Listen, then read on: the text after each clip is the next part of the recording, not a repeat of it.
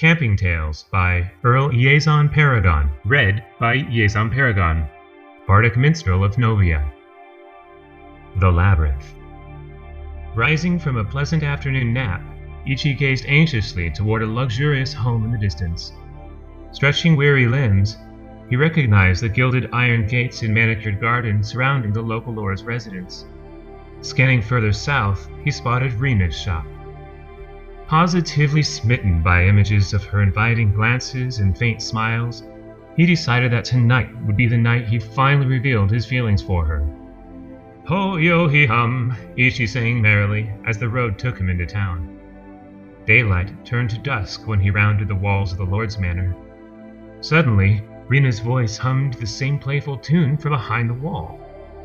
"Rina?" he called to her. Peering through a small gap in the bricks, he caught a glimpse of her enchanting smile as she disappeared into the garden with a soft giggle. Stealing a moment to ensure no one was watching, Ichi deftly scaled the slick stones, swung his legs over, and gracefully leaped down in between two hedgerows. Apparently the manicured garden was shaped into a vast maze? Ichi looked above the large hedges at the towering keep in the distance, wondering where Rina had run off to. For a split second through the foliage, he thought he heard a strange rattle among the rustling leaves. "Rina?" he called again into the darkness. A stiff silence was the only reply. To Ichi's right, he saw a path leading west along the wall before turning in, winding who knows where. To his left, the path continued in much the same way, as the hedge maze appeared to twist and turn forever, fully encompassing the large central keep. Remembering the direction Rina had headed moments before, Ichi shook off his uncertainty, determined to find the beautiful maiden and confess his feelings for her. Stepping further into the maze, the walls quickly disappeared around the corner behind him, and a thick misty fog began to permeate the air. It was a cold night. Ichi pulled his cloak tight around him. Left, right, straight, left, right. Surely he was catching up to Rina. When the hedgerows opened to an intersection, he caught a glimpse of her up ahead, just turning the corner. "Rina!" he shouted so she would hear him, but she didn't turn around or call back, and he decided to sprint after her in pursuit. Ichi convinced himself he was running not out of fear, but to catch up to Rina. Straight, right, straight, left. Wait, was this the same intersection as before?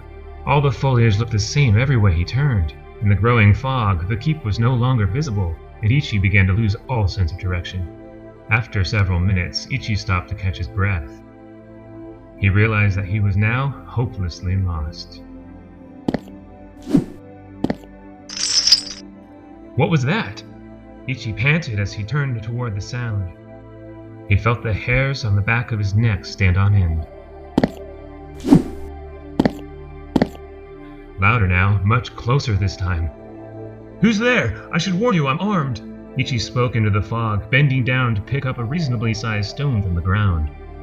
This time, his calls were answered with a low guttural moan, the unmistakable sound of forsaken torment.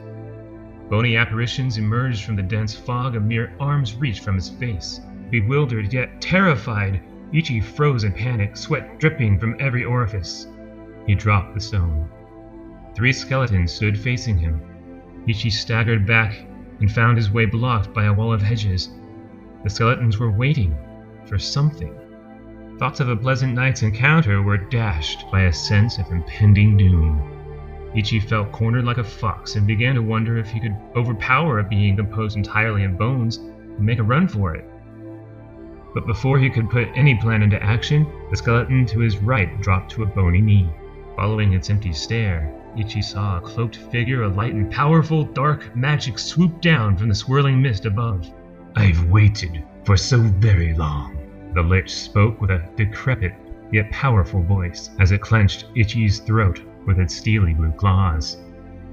After spending hundreds of years in misery, the Lich, careful not to harm the precious flesh that it would finally inhabit, drained Ichi's life in a single drawn breath. Background music, Haunted Desolation by Eric Matthias at http://soundimage.org. Echoes from the Caverns is brought to you by Lord Baldrith, Asclepius, and Sir Style Teckle. Do you have a piece that you'd like us to read?